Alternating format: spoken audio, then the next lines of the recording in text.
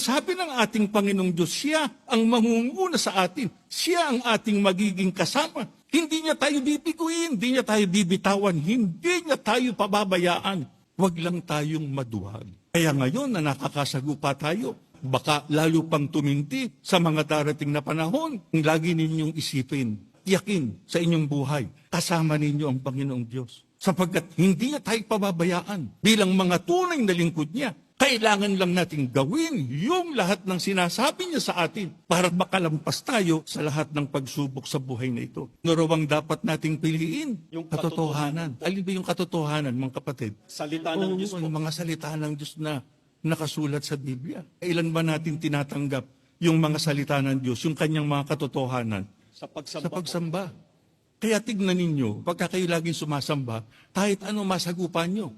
Paglabas nyo ng kapilya, kaya ko na naman itong mga masasagupa kong ito. Kasi napalalakas tayo ng mga salita ng Diyos. Kaya huwag tayong hihiwalay sa ating kahalalan.